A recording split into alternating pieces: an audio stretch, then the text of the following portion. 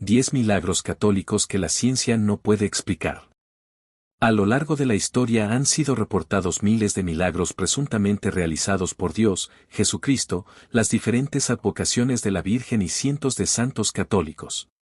La abrumadora mayoría de estos supuestos hechos milagrosos, casi siempre curaciones de graves problemas de salud, no han sido reconocidos por la Iglesia por diferentes razones y en muchos otros casos ha sido el desarrollo de las ciencias lo que ha zanjado las discusiones sobre los milagros.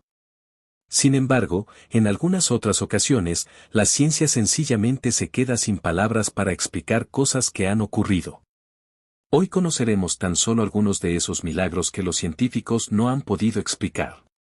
Número 1. El milagro de Juan Pablo II en Costa Rica. El doctor Carlos Vargas estaba perplejo mientras revisaba una y otra vez los exámenes de Floribet Mora Díaz, una paciente a la que le había dado un mes de vida por un aneurisma cerebral. Verificó en el laboratorio que no se hubiera producido una confusión y retornó a su consultorio para revisar el expediente de nuevo hasta que se rindió a la realidad. El aneurisma que lo llevó a desahuciar a Floribet había desaparecido. La costarricense, que semanas antes yacía postrada en su cama, apenas pudiéndose mover e incapaz de sostener una cuchara para alimentarse, lo observaba sonriente mientras le aseguraba que había sido un milagro de Juan Pablo II, a quien le había pedido ayuda. El médico decía, es inexplicable, porque ni siquiera había una mancha en mi cabeza, en las arterias, de que en algún momento hubo un aneurisma, contó Floribet. En aquel momento, el doctor Vargas recibió el comentario con escepticismo, pero no tenía cómo explicar la ausencia de la dilatación arterial que él mismo había visto, como tampoco le fue posible después de otros exámenes en instituciones médicas de Costa Rica e Italia. El aneurisma sencillamente había desaparecido. El milagro aprobado por la Iglesia Católica se convirtió en una prueba para canonizar a Juan Pablo II. Número 2. El milagro eucarístico de Sokolka. El domingo, 12 de octubre del año 2008, durante la misa celebrada en la iglesia de San Antonio de Sokolka en Polonia, una hostia ya consagrada se le escapó de las manos a uno de los sacerdotes que impartía la comunión y cayó al suelo. Según la doctrina católica de la Eucaristía, la hostia consagrada es el cuerpo de Cristo. Tal como indican las normas litúrgicas, la hostia fue recogida del suelo y puesta en un basculum, un pequeño recipiente con agua donde se supone que debía disolverse. Una semana después, la hermana Julia Dubovska, sacristana del templo, observó que la hostia no se había disuelto y que tenía en el centro una mancha roja parecida a un coágulo de sangre. La hermana Julia informó del sorprendente hecho al párroco Stanislaw Niedzielko, quien a su vez puso al corriente a otros sacerdotes que también quedaron perplejos con lo observado. El arzobispo metropolitano de Białystok, Artur Ozorowski, se sumó al grupo de sorprendidos por la hostia no disuelta, con una mancha que parecía sangre. En 2009, el arzobispo autorizó la realización de exámenes por dos expertos independientes, la doctora María Sobaniek-Lotowska y el doctor Stanislaw Sulkowski, ambos patólogos de la Universidad de Medicina de Białystok. Los dos especialistas analizaron fragmentos de la hostia y concluyeron que contenía un tejido idéntico a las fibras musculares de un corazón de alguien que se encontraba en estado agónico. Las fibras estaban interconectadas con la estructura del pan ácimo, del que se hacen las hostias, de una forma que resultaría imposible conseguir con métodos humanos. Número 3. La curación de Murray Bailey.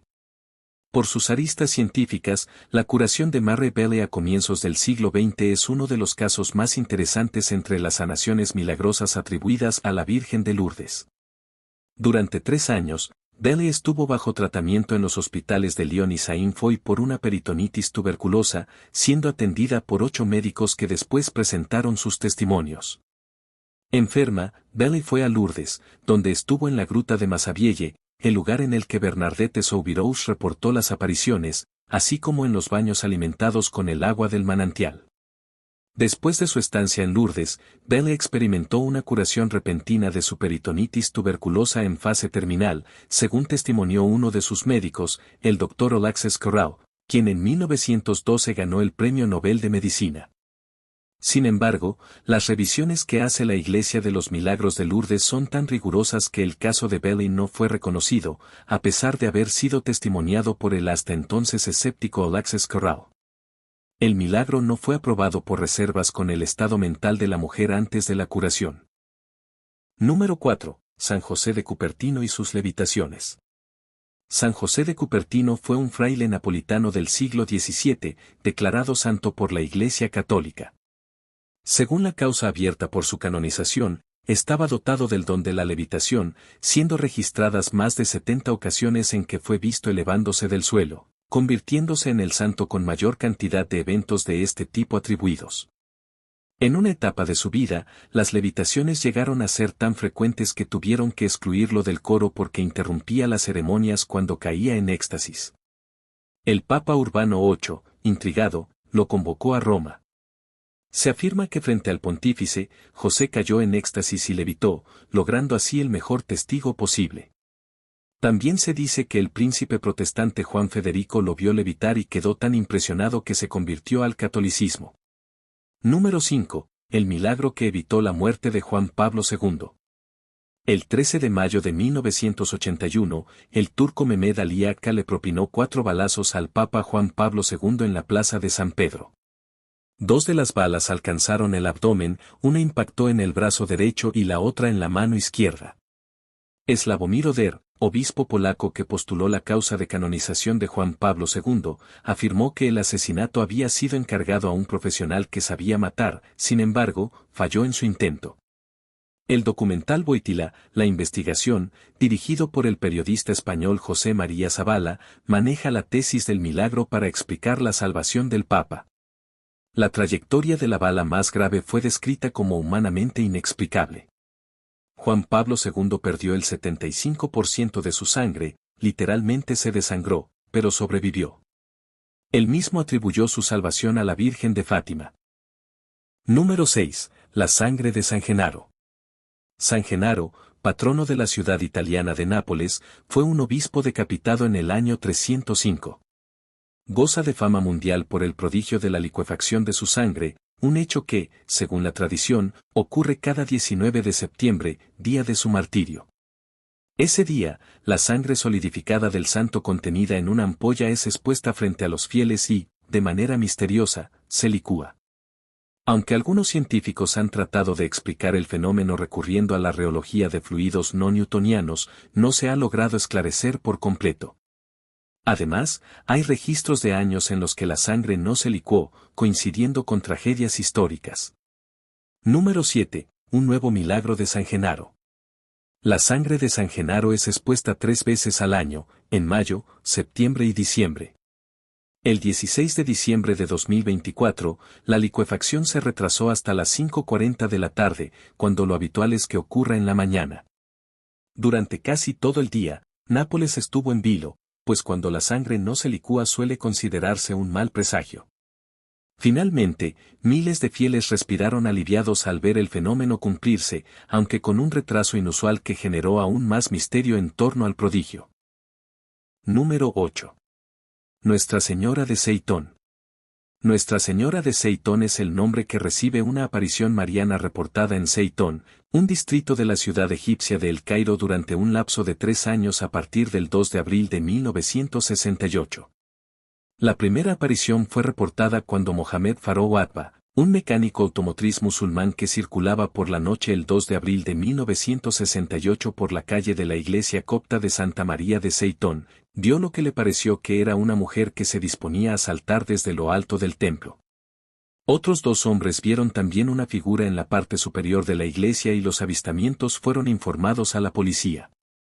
Una semana después, el fenómeno volvió a ser reportado y después las apariciones se hicieron más frecuentes de hasta 2 y 3 semanales hasta que finalizaron en 1971. Incluso las supuestas apariciones fueron atestiguadas por el presidente egipcio de entonces, Gamal Abdel Nasser, y capturadas por periódicos y canales de televisión. Según la tradición copta, el sitio es uno de los lugares donde José, María y Jesús se alojaron durante la huida a Egipto. Sociólogos escépticos sostienen que se trató de un caso de histeria colectiva inducida por la derrota egipcia en la Guerra de los 6 Días en 1967. Número 9. La sangre de San Genaro. San Genaro, patrono de la ciudad italiana de Nápoles, fue un obispo decapitado en el año 305 durante las persecuciones de Diocleciano. Goza de fama mundial por el prodigio de la licuefacción de su sangre, un hecho que según la tradición viene ocurriendo el 19 de septiembre, día de su martirio, desde hace 4 siglos. Ese día la sangre solidificada del santo contenida en una ampolla es presentada solemnemente por un sacerdote frente a una urra en la que se encuentra la cabeza del mártir y va licuándose y aumentando de volumen en la medida que progresan los rezos.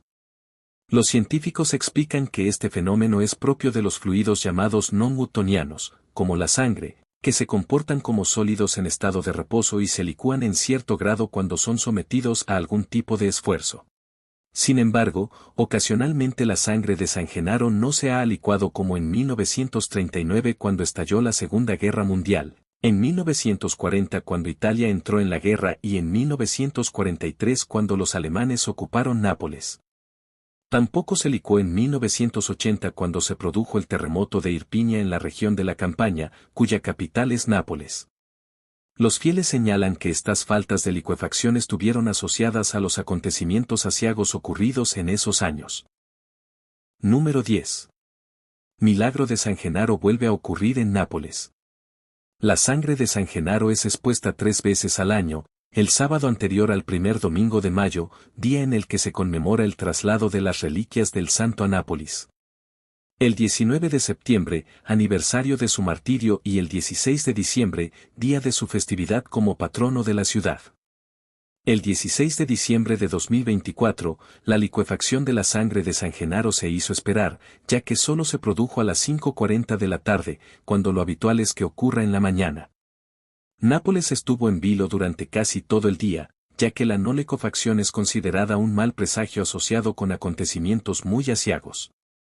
Desde las 9 de la mañana, el relicario contentivo de la sangre del santo estuvo expuesto en su iglesia napolitana en espera de la licuefacción. Tras casi 9 horas aguardando, miles de fieles respiraron aliviados cuando la sangre se licuó.